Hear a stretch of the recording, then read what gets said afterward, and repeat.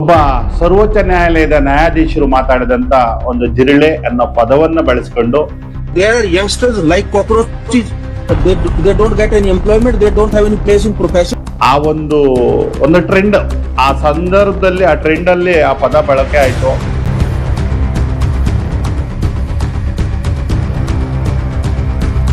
ಅಭಿಷೇಕ್ ದೀಪ್ಗೆ ಯಾರು, ಆತನ ಉದ್ದೇಶ ಏನು, ಆತ ನಿಜವಾಗ್ಲೂ ದೂರದೃಷ್ಟಿ ಇಟ್ಕೊಂಡಿದಾನ, ಆ ವ್ಯಕ್ತಿ ಇದನ್ನೆಲ್ಲ ಮಾಡಕ್ ಅರ್ಹನಿದಾನ, ಆತ ನಿಜವಾಗ್ಲೂ ಆ ಸಾಮರ್ಥ್ಯವನ್ನ ಹೊಂದಿದಾನ, ಇದು ಯಾವುದನ್ನು ನಾವು ಗಣನೆಗೆ ತಗೊಳ್ಲಿಲ್ಲ. ಇರುವಂತ ವ್ಯಕ್ತಿಯ ಮೂಲ ಉದ್ದೇಶ ಇವತ್ತವರೆಗೂ ಬಂದವನು, ನನ್ನ ಮೂಲ ಉದ್ದೇಶ ಏನು, ನಾನು ಯಾಕೆ ಇದನ್ನ ಪ್ರಾರಂಭ ಮಾಡಿದ್ದೀನಿ, ನನ್ನ ಉದ್ದೇಶ ಹಿಂಗಿದೆ, ಇದನ್ನ ಈ ಮಾರ್ಗದರ್ಶನದಲ್ಲಿ ಇಂತಿಂತವ್ರ ಜೊತೆಯಲ್ಲಿ ಹೋಗೋಣ, ಅದನ್ನ ಯಾರು ಏನು ಹೇಳ್ತಿಲ್ಲ. ನಕ್ಸಲ್ ಚಳುವಳಿ ಪ್ರಾರಂಭ ಆದಂತ ಸಂದರ್ಭದಲ್ಲಿ ಬಹಳ ಉನ್ನತವಾದ ಉತ್ತಮವಾದ ಧ್ಯೇಯಗಳನ್ನ ಇಟ್ಕೊಂಡೇ ಬಂದಂಥದ್ದು. ಆಮೇಲೆ ತೀರ ದರೋಡೆಗಿಳಿದಂಥದ್ದನ್ನು ಕೂಡ ನಾವು ಕಾಣ್ಬೋದು. ಅದು ಇವತ್ತು ಯಾವ ಗತಿಗೆ ಬಂದಿದೆ, ಯಾವ ದುರ್ಗತಿಗೆ ಹೋಗಿದೆ, ಆದಿ ತಪ್ಪಿದಂಥದ್ದನ್ನ ಕೂಡ ಕಾಣ್ಬೋದು.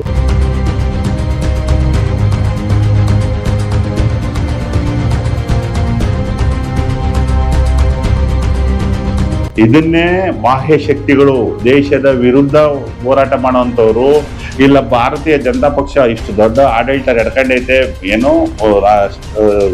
ಏನು ರಾಷ್ಟ್ರ ಮಟ್ಟದಲ್ಲಿ ಅದ್ರ ಬೇರನ್ನ ಕಿತ್ತಾಕ್ಬಿಡ್ಬೇಕು ಅನ್ನೋಂಥ ಬೇರೆ ಬೇರೆ ಪಕ್ಷಗಳು ಕೂಡ ಅದನ್ನ ದುರಾಲೋಚನೆ ಮಾಡ್ಕೊಂಡು ನಿಮ್ಮನ್ನ ದುರ್ಬಳಕೆ ಮಾಡ್ಕೊಳ್ಳೋಂಥ ಸಾಧ್ಯತೆಗಳು ಕೂಡ ಇರ್ತವೆ. ಪಂಜಾಬ್ನಲ್ಲಿ ಸಿಖ್ರು ಸೇರ್ಕೊಂಡು ಒಂದಷ್ಟು ಜನ ಏನು ಖಲಿಸ್ತಾನ್ ಮಾಡ್ಬೇಕು ಅಂತ ಹೇಳಿ ಅದನ್ನು ಕೂಡ ನಮ್ಮ ಭಾರತದ ವಿರುದ್ಧ ಯಾವ್ದಾವುದೋ ದೇಶಗಳಲ್ಲಿ ಕೂತ್ಕೊಂಡು ಏನು ನಮ್ಮ ಮೇಲೆ ಇಲ್ಲ ಸಲ್ಲದ ದಿನ ಒಂದು ಕುತಂತ್ರಗಳನ್ನ ಮಾಡುವಂತ ಜೀವ ಭಯದಿಂದ ಬಚ್ಚಿಟ್ಕೊಂಡಿರೋಂಥವನು ದಾವೂದ್ ಇಬ್ರಾಹಿಂ, ಅವನು ಕೂಡ ಅದೆಲ್ಲೋ ಕೂತ್ಕೊಂಡು ಇಲ್ಲಿ ಈ ದೇಶದಲ್ಲಿ ಭಯೋತ್ಪಾದನೆಯನ್ನು ಯಾವ ರೀತಿ ಪ್ರಚೋದಿಸ್ತಾನೆ, ಈ ದೇಶದ ಆಂತರಿಕ ಭದ್ರತೆಗೆ ಹೆಂಗೆ ಧಕ್ಕೆ ತರೋಕೆ ಪ್ರಯತ್ನ ಮಾಡ್ತಾರೆ, ಅದು ಕೂಡ ನಮ್ಗೆ ಗೊತ್ತಿರುವಂತದ್ದೇ.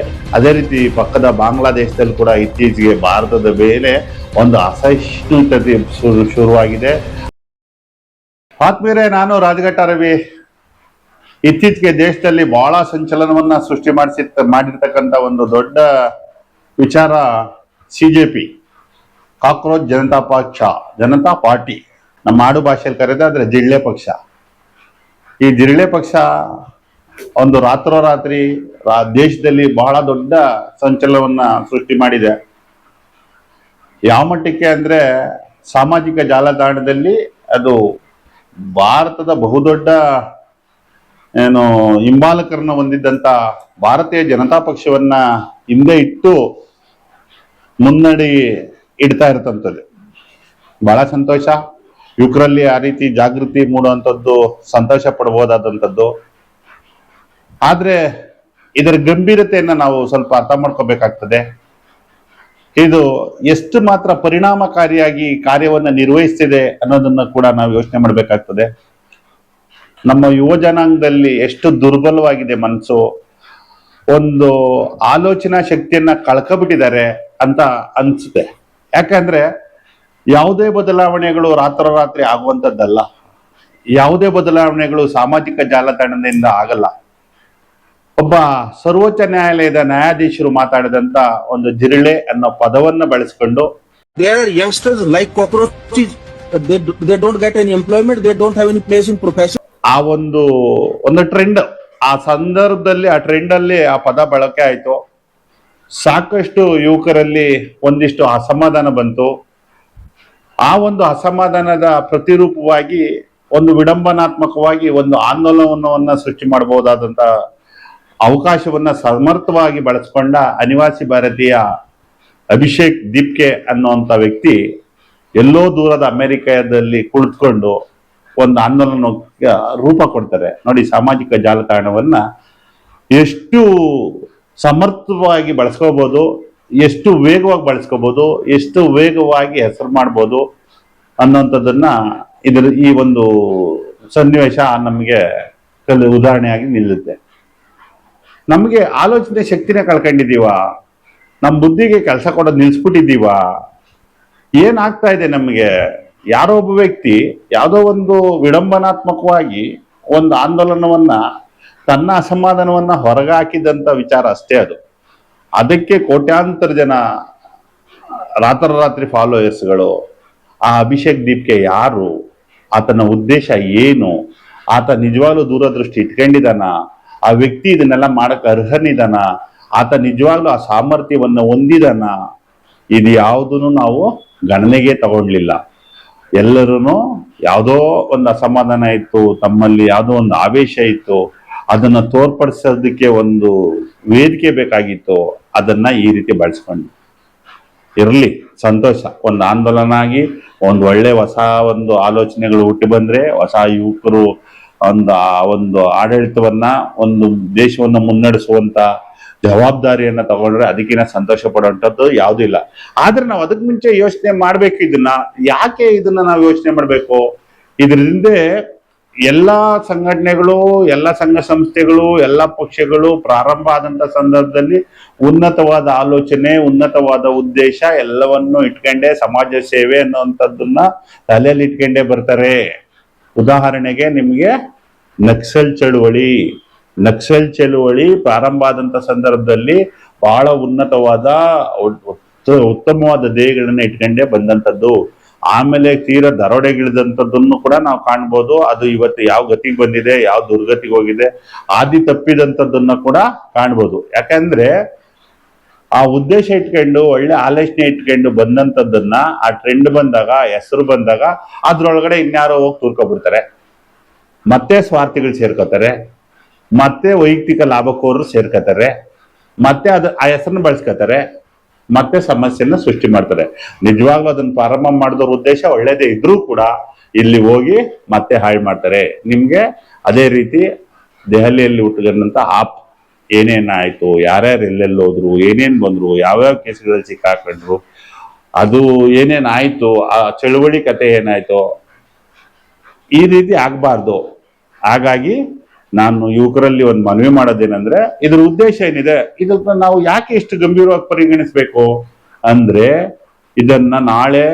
ಇದನ್ನೇ ಬಾಹ್ಯ ಶಕ್ತಿಗಳು, ದೇಶದ ವಿರುದ್ಧ ಹೋರಾಟ ಮಾಡುವಂತವ್ರು, ಇಲ್ಲ ಭಾರತೀಯ ಜನತಾ ಪಕ್ಷ ಇಷ್ಟು ದೊಡ್ಡ ಆಡಳಿತ ಎಡ್ಕೊಂಡೈತೆ, ಏನು ರಾಷ್ಟ್ರ ಮಟ್ಟದಲ್ಲಿ ಅದ್ರ ಬೇರನ್ನ ಕಿತ್ತಾಕ್ಬಿಡ್ಬೇಕು ಅನ್ನೋಂತ ಬೇರೆ ಬೇರೆ ಪಕ್ಷಗಳು ಕೂಡ ಅದನ್ನ ದುರಾಲೋಚನೆ ಮಾಡ್ಕೊಂಡು ನಿಮ್ಮನ್ನ ದುರ್ಬಳಕೆ ಮಾಡ್ಕೊಳ್ಳುವಂತ ಸಾಧ್ಯತೆಗಳು ಕೂಡ ಇರ್ತವೆ. ಮತ್ತೆ ಇದಕ್ಕೆ ಫಂಡಿಂಗ್ ಇಷ್ಟೆಲ್ಲ ಖರ್ಚು ಮಾಡ್ಬೇಕಾದ್ರೆ ಮುಂದೆ ಎಲ್ಲಿಂದ ಈ ಹಣ ಬರ್ತದೆ? ನಿಮ್ಗೆ ಚೆನ್ನಾಗೂ ಗೊತ್ತು, ಪಾಕಿಸ್ತಾನ ಯಾವಾಗ್ಲೂ ಕೂಡ ನಮ್ಮನ್ನ ದುರ್ಬಲರನ್ನಾಗಿ ಮಾಡ್ಬೇಕು, ಈ ಭಾರತವನ್ನ ದುರ್ಬಲರನ್ನಾಗಿ ಮಾಡ್ಬೇಕು ಅಂತೇಳಿ ಅವ್ರ ಊಟ ಎಲ್ಲಿದ್ರು ಪರವಾಗಿಲ್ಲ, ಅವ್ರದ್ದು ಒಂದ್ ಕಣ್ಣು ಒಂದ್ ಕೈ ಒಂದ್ ಕಾಲು ಹೋದ್ರು ಪರವಾಗಿಲ್ಲ, ಭಾರತಕ್ಕೆ 2 ಕಣ್ಣು 2 ಕಾಲು 2 ಕೈ ಹೋಗ್ಬೇಕು ಅಂತ ಒದ್ದಾಡುವಂಥದ್ದು ಒಂದು ಹೊರದೇಶ ಇದೆ.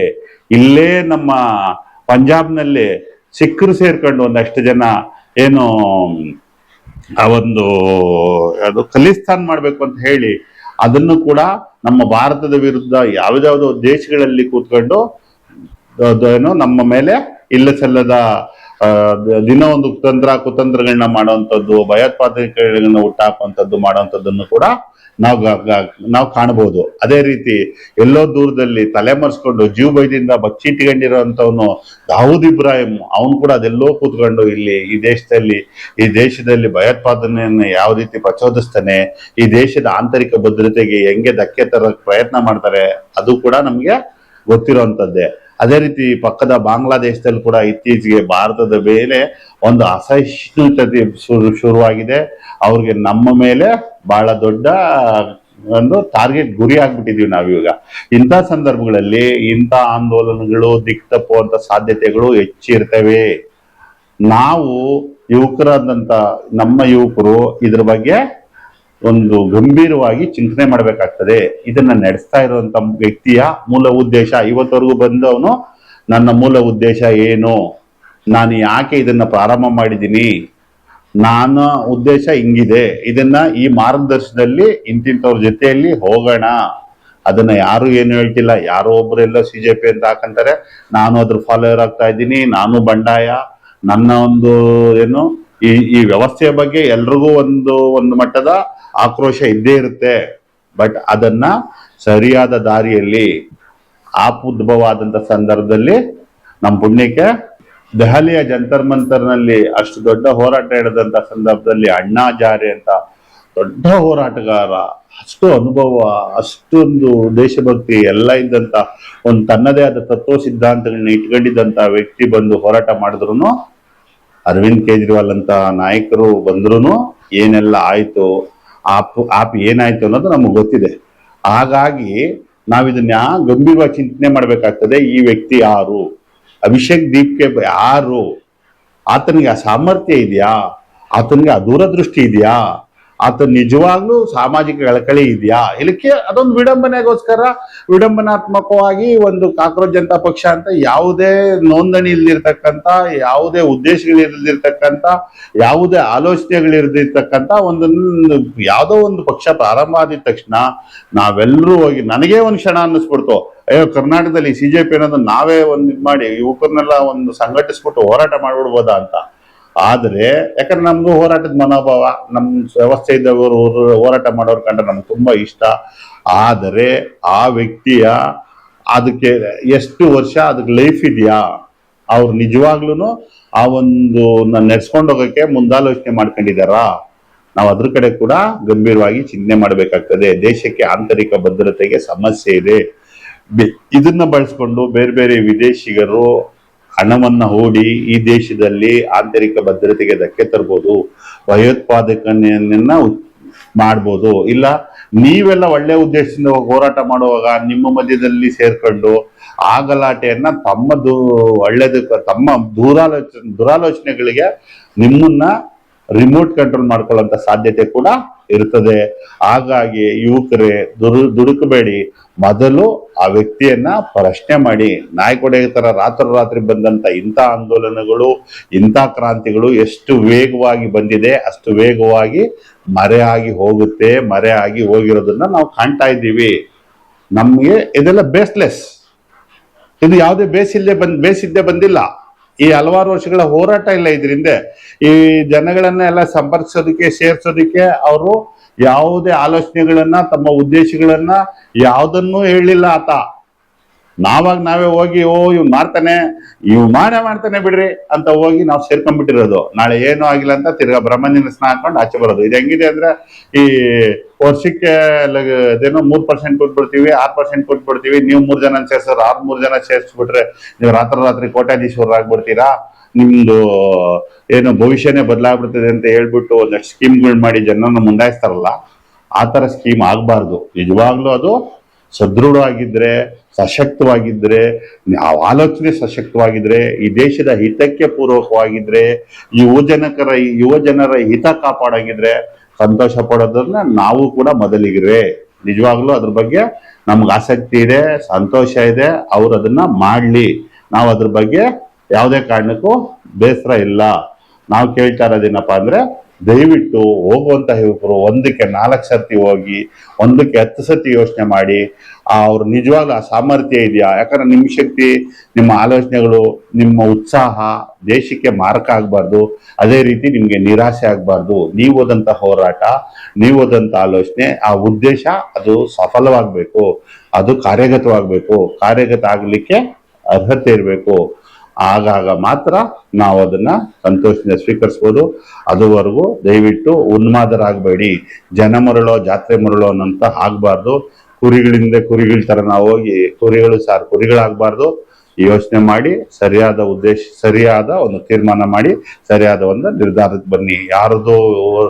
ಯಾವುದೋ ವ್ಯವಸ್ಥೆಯ ವಿರುದ್ಧ, ಯಾವುದೋ ವ್ಯಕ್ತಿಯ ವಿರುದ್ಧ, ಯಾವುದೋ ಪಕ್ಷದ ವಿರುದ್ಧದ ನಮ್ಮ ಆಕ್ರೋಶ ನಮ್ಮ ದೇಶಕ್ಕೋ ಮತ್ತೆ ನಮ್ಮ ಭವಿಷ್ಯಕ್ಕೋ ಮಾರ್ಕ್ ಆಗೋದು ಬೇಡ ಅಂತನ್ನೋದೇ ನನ್ನ ಕಳಕಳಿಯ ಒಂದು ಮನವಿ.